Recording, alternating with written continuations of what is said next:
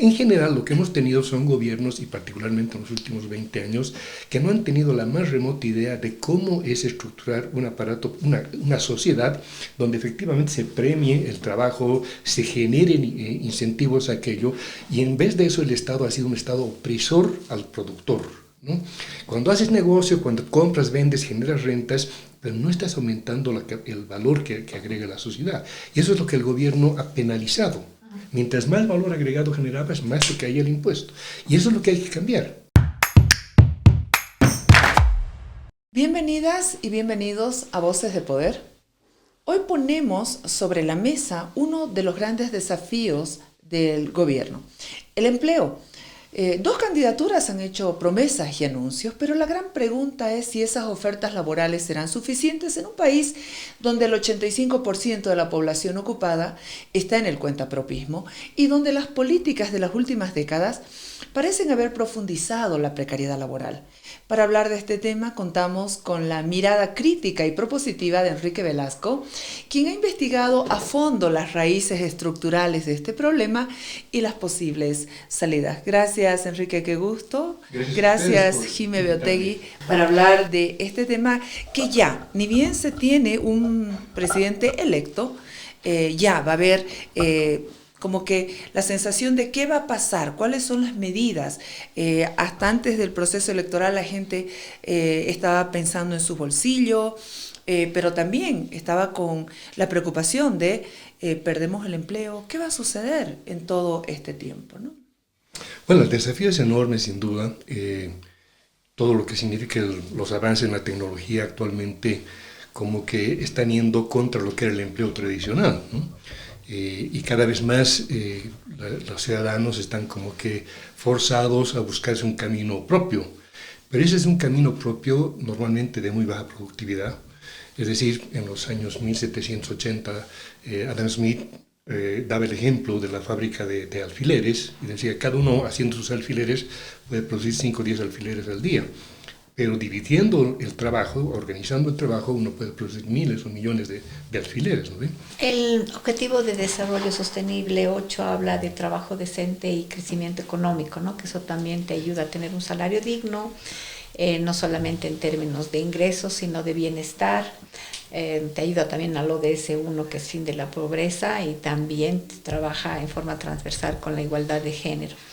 ¿Qué políticas públicas podemos esperar que este nuevo gobierno nos plantee justamente para generar este trabajo decente, este salario digno, no solamente al sector empresarial o formal, sino para toda esta población que está dedicada a diferentes ámbitos, en el agro, comercio, servicios?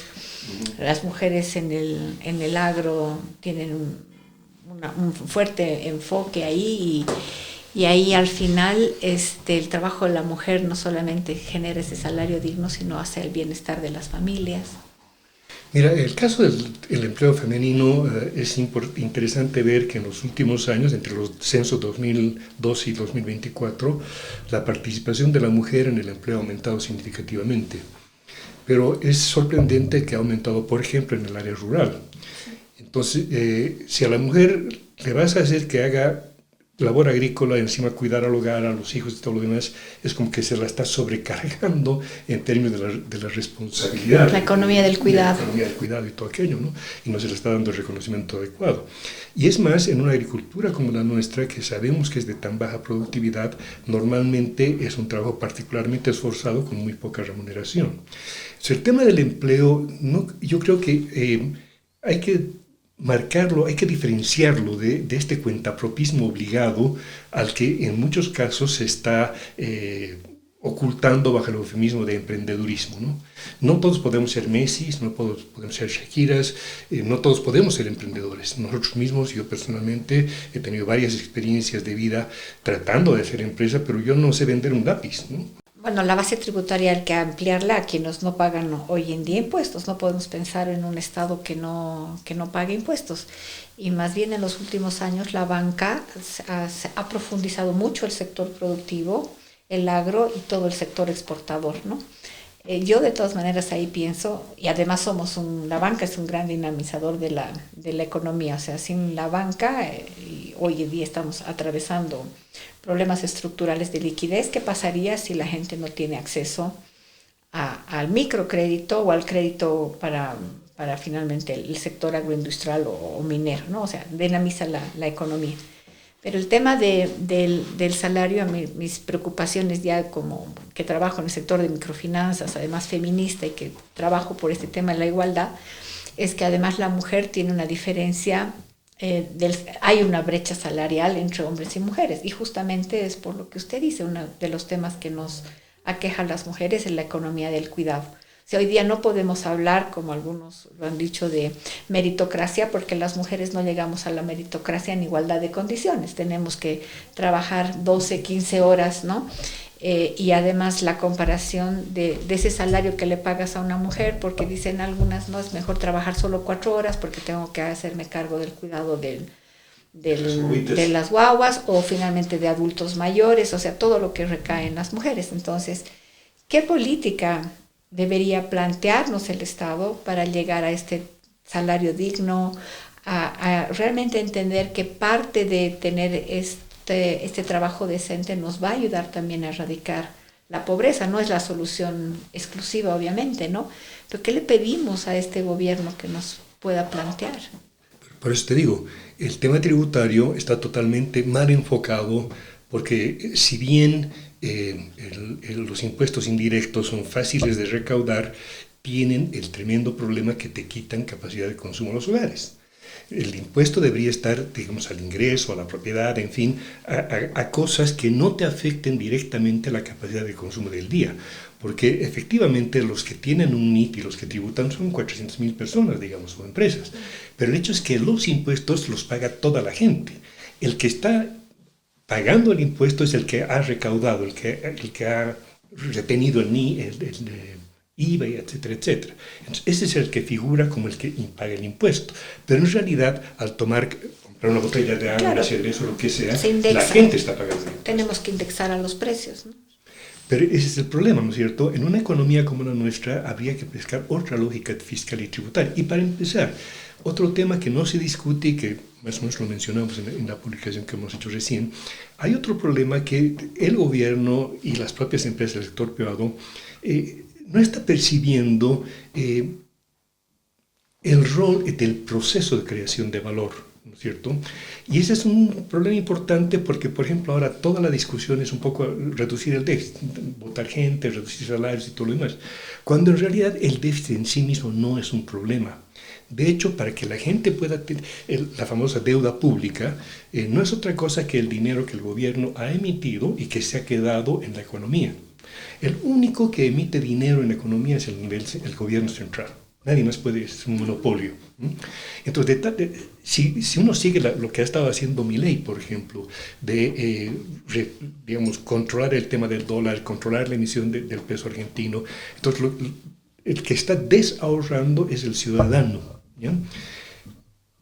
Si uno se fija exactamente qué sucede cuando el gobierno gasta, ese dinero, si el gobierno gasta y recupera en impuestos lo que ha gastado, la gente se queda, la economía no puede crecer. Para que la economía crezca, aumentan las transacciones, tiene que aumentar la cantidad de dinero. Entonces, lo único que puede aumentar la cantidad de dinero es el gobierno, y eso significa trabajar en déficit. Entonces, todos los análisis que se están haciendo, no actualmente, hace 10, 15, 20 años, te van mostrando que efectivamente un déficit fiscal bien administrado para mejorar la capacidad productiva nacional es la forma de que la economía crezca. Entonces, estas recetas de la restricción total, de la austeridad, son medidas que al final del día lo que están haciendo es realmente contraer más todavía la economía.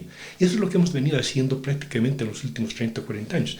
Enrique, en los últimos 20 años han habido incrementos salariales que han afectado principalmente al sector privado. Dobles aguinaldos, por ejemplo. ¿Qué ha provocado un doble aguinaldo? Una medida tan populista que al final derivó en que muchas empresas privadas cierren. La gente se quedó sin trabajo y era o nos morimos de hambre o salimos adelante. Entonces ahí mucha gente, me incluyo yo, he hecho un emprendimiento, he buscado. ¿Por qué? Porque no me daba el Estado las garantías de hacerlo. O sea, ¿cómo hago? ¿Cómo sobrevivo? Es la forma que ha tenido la mujer, el hombre en Bolivia de salir adelante a través de estos emprendimientos, lograr hacer, mover tu economía. ¿Por qué? Porque el Estado no te daba las condiciones. Al final a la empresa privada la han perseguido en el tema de impuestos. Acá, en estos últimos 20 años, ¿qué ha hecho impuestos?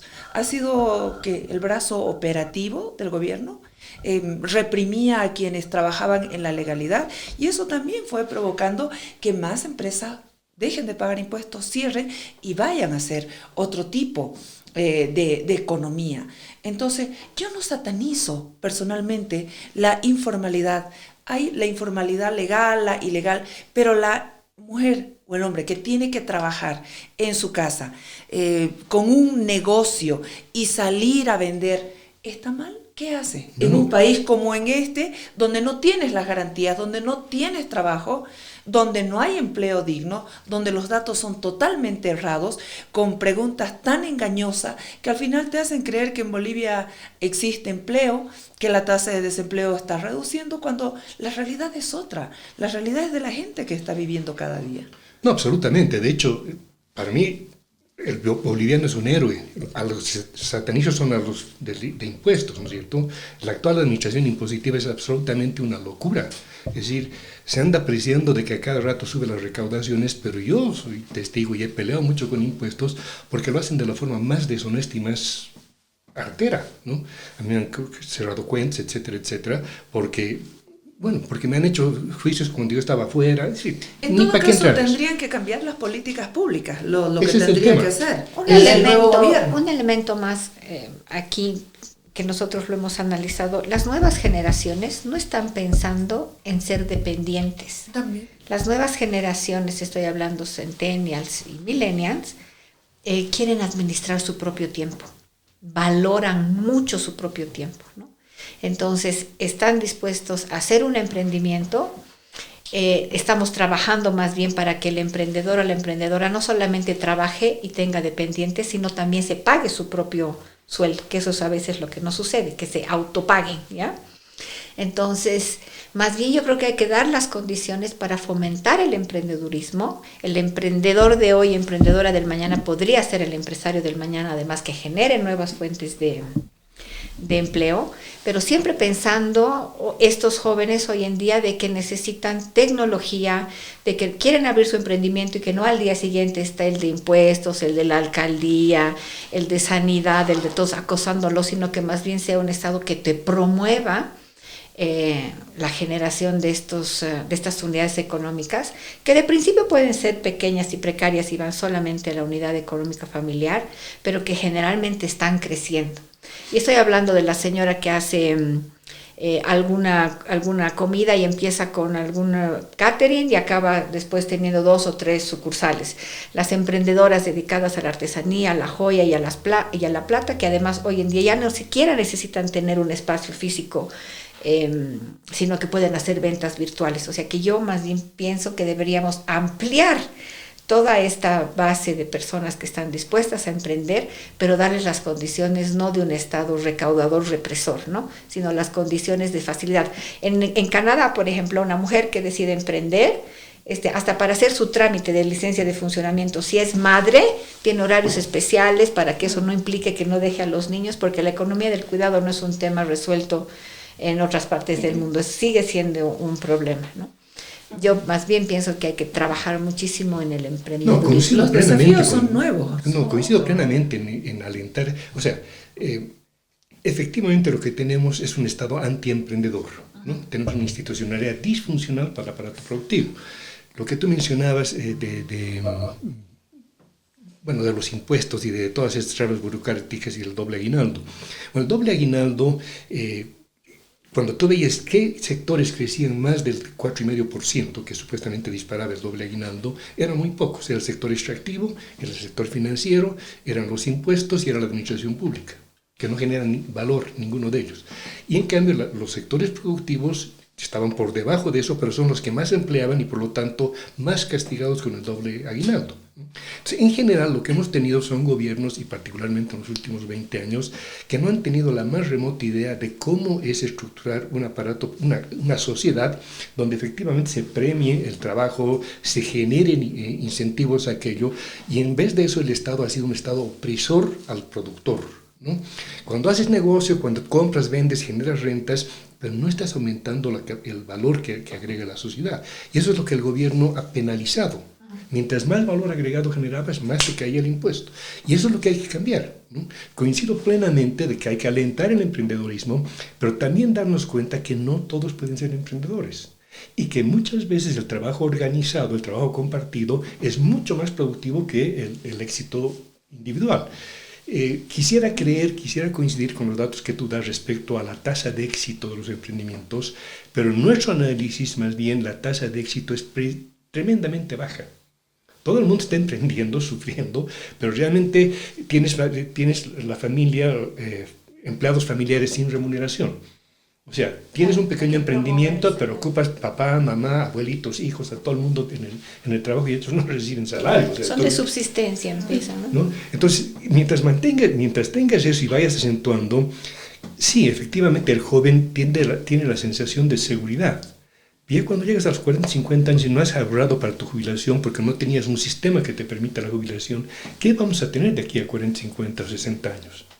Pero el emprendedor también, en lo que era el proyecto cuando estaban las AFP, se suponía que yo también puedo aportar voluntariamente. O sea, que tenemos que generar todas las condiciones para que así, o sea, cuenta propista o dependiente, pueda tener pues una jubilación. Pero significa que tu remuneración tiene que ser lo suficientemente alta como que te permita Claro, ahorrar. por eso estamos hablando de que qué nos ofrece este nuevo gobierno para un salario digno, que no estoy hablando, un trabajo decente, que no estoy hablando solamente del asalariado, porque también podemos fomentar el sistema cooperativo que funciona perfectamente en otras partes del mundo, principalmente en Europa, y que además te permite formar clústeres para exportar. Entonces ahí todos acaban teniendo mejores condiciones de vida. Estamos buscando al final el bienestar, ¿no? Y no hay que desconocer que hay un 85% de población en Bolivia que está en la informalidad o en el cuentapropismo.